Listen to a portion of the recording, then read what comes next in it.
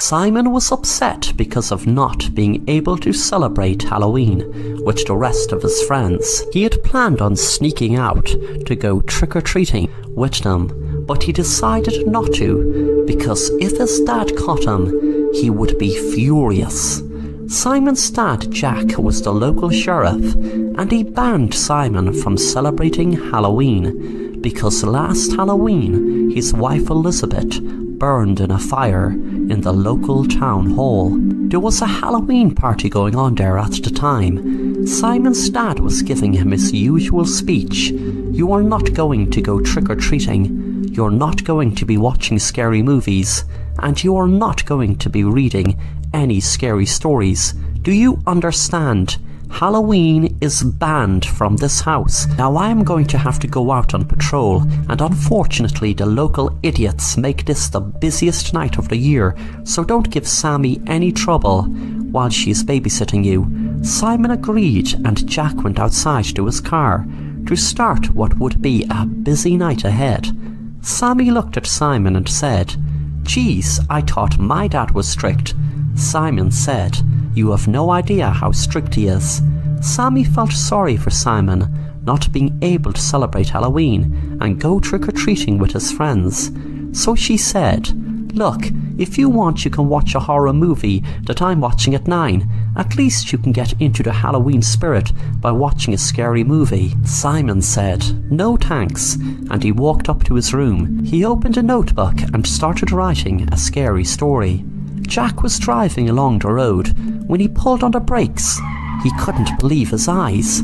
He nearly ran over some idiot in a Halloween outfit, but he knew something was wrong. He couldn't put his finger on it right away until it suddenly clicked. When it hit him, what person would be almost 10 foot tall wearing a Halloween outfit? Thanks for watching The Assassin Rapper, and if you enjoy the content then make sure to subscribe and hit the bell to be notified of new content.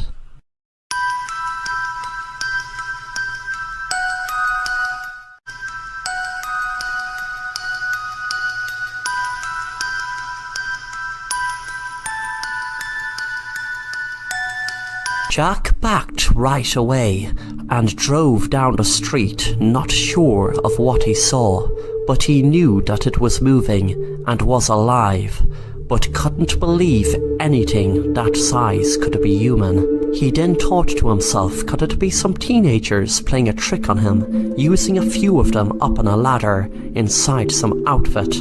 He changed his mind from that idea when he froze in shock seeing trick-or-treaters run screaming from what looked like giant zombies chasing them. The place was like out of some zombie movie.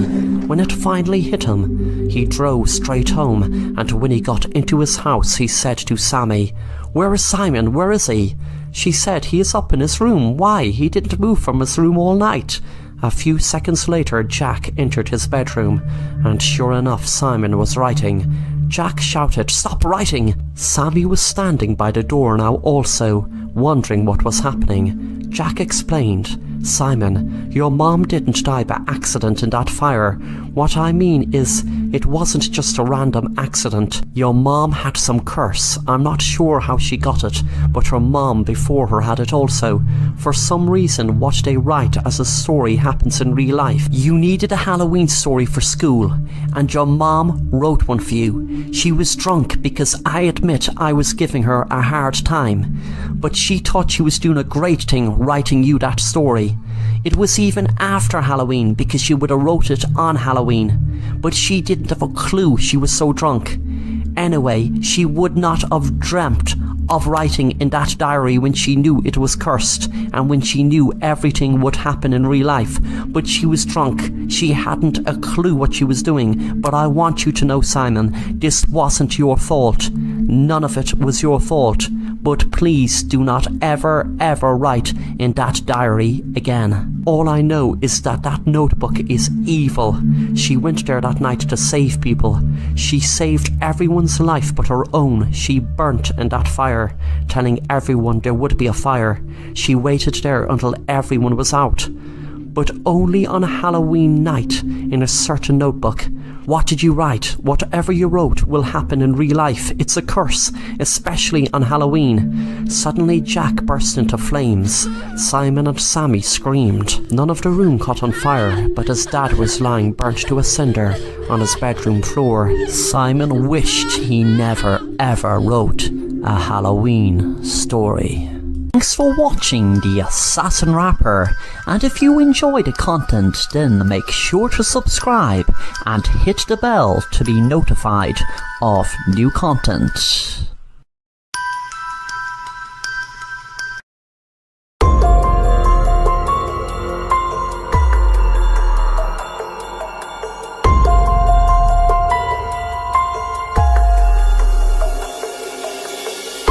Me and my husband were so happy to be moving to a new town, away from all the nosy neighbours and drama of our old town. I found out about this town on a website, and luckily my husband loved it also. The move started off great. The first day we arrived, within an hour, my neighbour, who seemed to be a really cool, friendly girl, called over and invited me and my husband to their Halloween party they were having that night. I remember joking, telling my husband, wouldn't it be bad luck moving into a new house on Halloween night? But thankfully everything was going great. That night we decided to go into the local mall and choose outfits for the party. An hour later, when we arrived at the party, it was in full swing. I felt so happy that we got this opportunity to make new friends in such a great way. I had a feeling that this was going to be a great decision. Moving to this town felt so right. I was wandering around the house, deciding to let myself go, but as I walked down the hall, it seemed very quiet compared to the rest of the house. I heard some talking, and I know I didn't want to be an eavesdropper, but I tried to listen outside the door, but the voices sound muffled. As I peeped in through the gap in the door, I could feel my heart thumping in my chest as I could see the girl who invited me and my husband kissing. Then I nearly collapsed as I saw down on the ground a dead body with blood all over it. I slowly stepped back, but could hear clearly now. My husband said to the girl, "Don't worry, it was a brilliant idea, you emailing her that site address to look at, to choose this town, and trust me, I enjoyed encouraging her a lot to choose it too." The girl said, "But how are you going to get her to join us and become a vampire?" My husband said, "Trust me, did I ever let you down?" I felt like the walls were closing in on me.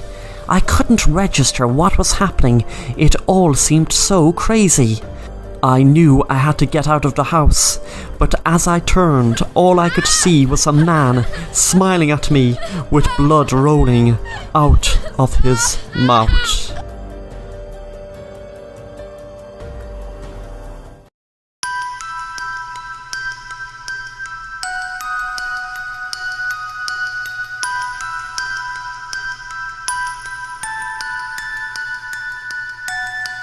A black cat arrived at Brian's house one day in October. They named him Stray because he just strayed in off the street. Brian initially liked the cat, but the more days went on, he found it very strange. Brian had been convinced that the black cat was his dead sister, who was killed in a fire a few days ago. His parents, no surprise, told him to stop letting his imagination run wild with him. There were different occurrences happened.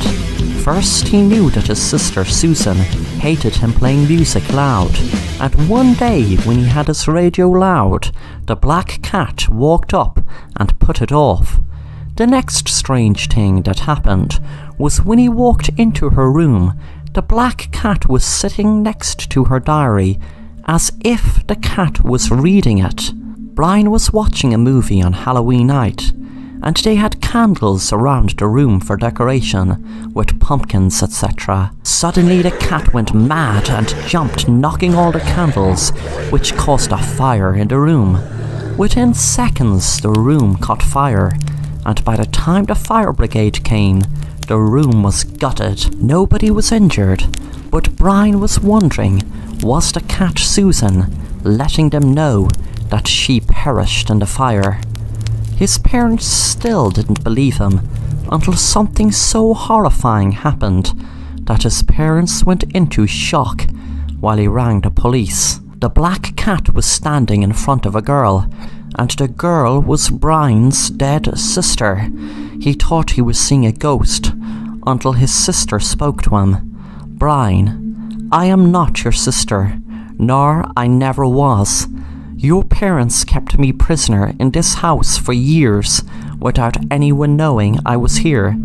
Did you not think it strange I was never allowed to leave my room? I know you're only 8, but come on, surely you found it strange." Brian's parents hadn't realised. He rang 911, and they jumped out of their shock when the police stormed the room. After a lot of talking with the police and investigating, it came out that my sister was in fact kept prisoner in my house since she was 3, and the girl whose body was found in my house was a girl whose mum was a witch who cast a spell on my parents to burn, but her spell didn't work until when they were being driven away in the police car, the car lost control and drove right into a wall, blowing up. I wondered why her mom didn't just call the police about her daughter until I had realised her mom had been dead for over 8 years. When she was walking her daughter one day, as a toddler going to pet a black cat, she ran across the street and a car would have hit her, only for her mom running out and pushing her out of the way, which killed her instead. Her other daughter was that girl's twin sister, Susan. Thanks for watching The Assassin Rapper, and if you enjoy the content, then make sure to subscribe and hit the bell to be notified of new content.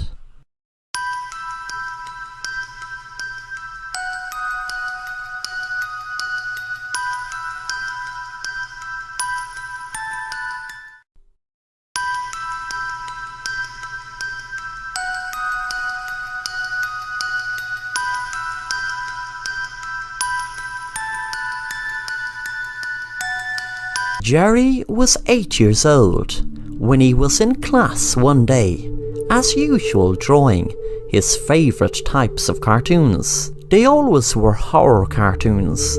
They were drawings of witches and monsters, even when it wasn't Halloween. He fit right in when it was Halloween, because the other kids were interested in the spooky stuff then. But he didn't forget the times they laughed at him. He promised himself he would have the last laugh. It was Halloween night 15 years later, and there was a school reunion. Jerry couldn't believe his luck, the school reunion falling on a Halloween night. Jerry was on his own most of the night during the party, apart from some classmates walking up to him and saying hi, probably feeling guilty for how they treated him in school. Everyone was enjoying themselves and were dressed in different Halloween costumes. He had to admit to himself he was rather pleased to be at a Halloween party because he was never asked to any party as a kid.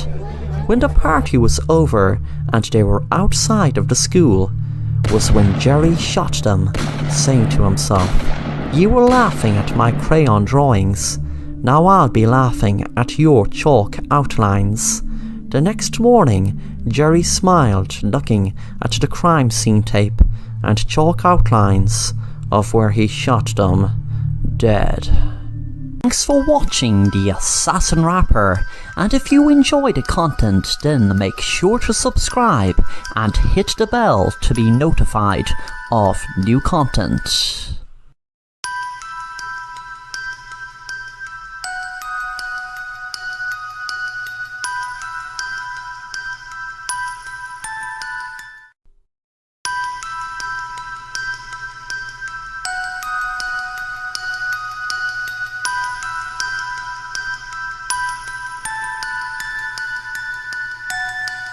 Sheriff Dave Watson was tired of the same group of teenagers wreaking havoc on Halloween night. He was proud of keeping the law and order in his town, and he wasn't going to let those pesky kids ruin his good reputation. Last Halloween he moved them on, but they just moved to another place, and he had to move them 3 times before they finally called it a night. And at that it was then about 3 or 4 in the morning. He was parked in a spot just over from the farmhouse where they were having their Halloween party. He had a good vantage point, so he got out of his car and looked through binoculars to see what they were doing. They were drinking and smoking weed, getting high as usual. He had something very special planned for them this Halloween, and that something would knock them out for the whole night, so he could get some peace and quiet for Halloween. He waited until the whole crew were in the farmhouse before he locked the door and pumped the whole house with sleeping gas. He had tried it out on various scumbags around his town, and it worked a charm. About an hour later he was pumping the house with the gas, and they didn't even notice as the gas was invisible. Within minutes they went from dancing to falling sound asleep. When the sheriff drove off smiling, the door of the farmhouse opened. Suddenly a great fog came across the shed and mixed with the gas, carrying it through the town. Within minutes, trick-or-treaters who were enjoying Halloween suddenly started to fall asleep right in the street or footpath. Dave passed one couple who were lying down on the ground, saying to himself they drank too much, not knowing it was the gas being carried by the fog. Suddenly Dave noticed it getting very foggy, so foggy he could barely see. Then suddenly he felt drowsy and fell asleep at the wheel as the police car veered off a cliff, falling hundreds of feet below and blowing up, with Dave burning inside. Thanks for watching The Assassin Rapper, and if you enjoy the content then make sure to subscribe and hit the bell to be notified of new content.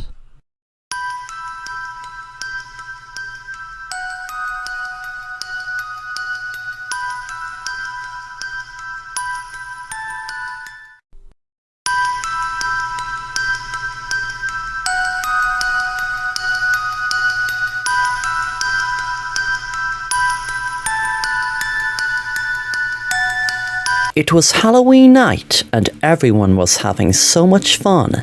Tony and his kids started the day early, shopping for Halloween, and really enjoyed it, since it was his favourite time of the year. He then went trick-or-treating with his kids, and it reminded him of his own childhood and the excitement and fun of trick-or-treating. They ended the night in his grandfather's house. His grandfather was throwing a Halloween party, and most of the family were there. They were in the hallway of a huge house he inherited from his father, and he was telling a ghost story. He said, "The vase here next to me was passed down from generation to generation, and it contains the ashes of a pirate who was our great-great-great-grandfather. Legend has it that if this vase is broken by any of our generation, then it will bring bad luck to anyone involved with that person." Tony laughed and he said, "We are all here tonight, so that would mean we would be all doomed." Later that night, Tony's eldest son walked into the living room and said, "Hey, I am not being smart, and I didn't do it on purpose. As a matter of fact, I didn't do it at all, and I'm not getting the blame. But remember that story about if any of our generation broke the vase, it will bring us bad luck? Well, our youngest of our generation just knocked it over and broke it by accident." Simon, who was only 6, had a scared look on his face. He didn't even see the vase. He didn't even hear the ghost story until his older brother told him about it. Tony's grandfather went crazy, but tried to calm down after a while. That night when they finally got to sleep, Simon had a nightmare, and he told Tony that he dreamt of the pirate. He dreamt he saw him at the bottom of his bed. Tony said don't listen to his great-grandfather's silly ghost stories. They're not real. As Tony turned around, he froze in horror when he saw floating in the air a pirate. Thanks for watching The Assassin Rapper, and if you want to stay up to date on new content, then please subscribe and be sure to hit the bell to be notified on new content.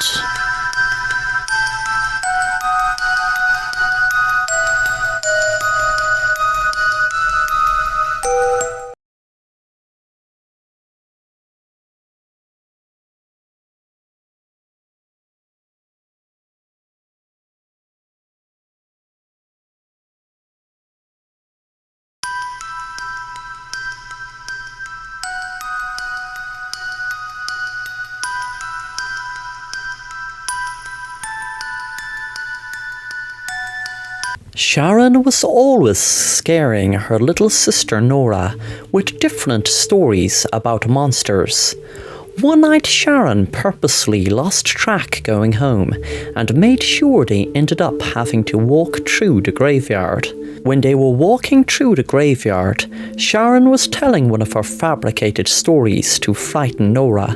She was telling her about a monster that haunted the graveyard they had to walk through, and that the monster always made its victims get lost before they ended up in the graveyard. Nora was crying over one of her stories one day, and her mom was mad at Sharon and said angrily, "Sharon, don't be frightening your little sister. You're meant to be nice to her and care for her, not scare the living daylights out of her with one of your silly stories." It was Halloween night when Sharon got a piece of her own medicine. She walked into a room and saw a monster floating in the air, and she knew it was no costume, and it definitely was no trick. She froze and then ran telling her mom and dad. Her dad, of course, didn't believe her, because all the stories she always makes up about monsters. Then her mom walked into the room, and what happened next made Sharon freeze in fear, and is what made this Halloween her scariest Halloween ever.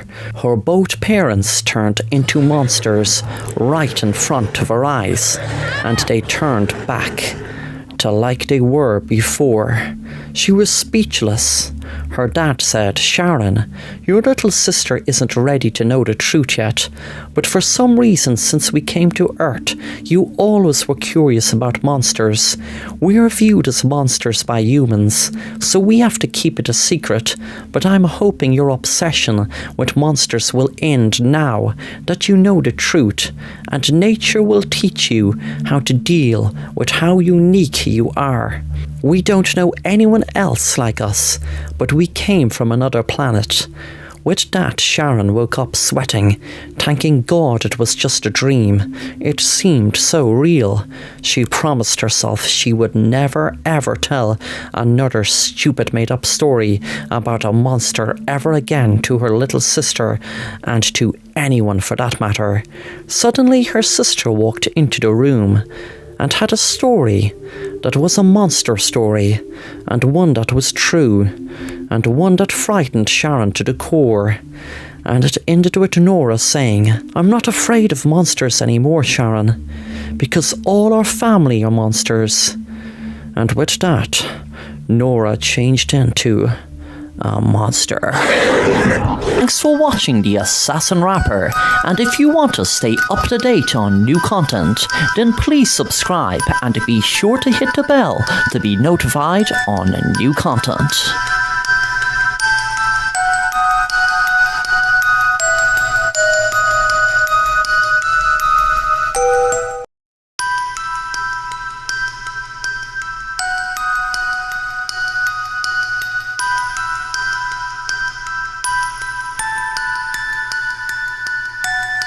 It was Halloween night and everyone was having so much fun. Tony and his kids started the day early, shopping for Halloween, and really enjoyed it, since it was his favourite time of the year. He then went trick-or-treating with his kids, and it reminded him of his own childhood and the excitement and fun of trick-or-treating. They ended the night in his grandfather's house. His grandfather was throwing a Halloween party, and most of the family were there. They were in the hallway of a huge house he inherited from his father, and he was telling a ghost story. He said, "The vase here next to me was passed down from generation to generation, and it contains the ashes of a pirate who was our great-great-great-grandfather. Legend has it that if this vase is broken by any of our generation, then it will bring bad luck to anyone involved with that person." Tony laughed and he said, "We are all here tonight, so that would mean we would be all doomed." Later that night, Tony's eldest son walked into the living room and said, "Hey, I am not being smart, and I didn't do it on purpose. As a matter of fact, I didn't do it at all, and I'm not getting the blame. But remember that story about if any of our generation broke the vase, it will bring us bad luck? Well, our youngest of our generation just knocked it over and broke it by accident." Simon, who was only 6, had a scared look on his face. He didn't even see the vase. He didn't even hear the ghost story until his older brother told him about it. Tony's grandfather went crazy, but tried to calm down after a while. That night when they finally got to sleep, Simon had a nightmare, and he told Tony that he dreamt of the pirate. He dreamt he saw him at the bottom of his bed. Tony said, "Don't listen to his great-grandfather's silly ghost stories. They're not real." As Tony turned around, he froze in horror when he saw floating in the air a pirate. Thanks for watching The Assassin Rapper, and if you want to stay up to date on new content, then please subscribe and be sure to hit the bell to be notified on new content.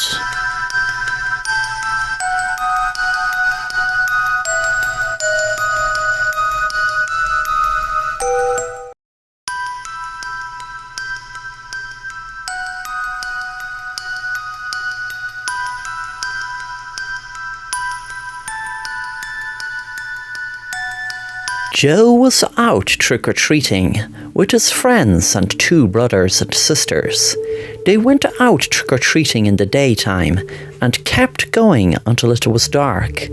Joe wanted to have a Halloween party, but his dad wouldn't allow him, so himself and his 2 sisters and brothers had their own party in the kitchen table when they went home. They were showing their dad all of the candy they received. Joe's dad, Jack, gave each of his children a candy-coated apple and wished them a happy Halloween. Joe ate his apple, and the rest didn't get a chance because they were so full.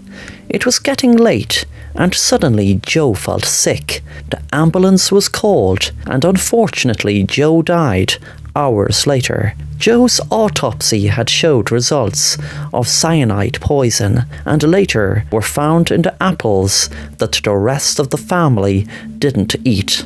It was later revealed that Joe's dad, Jack, had purposely given his 5 children poison after taking out a life insurance policy on each one. That was a sick plan for having money problems. Thankfully, the rest of his children didn't eat the poison. Jack was sentenced to death by lethal injection.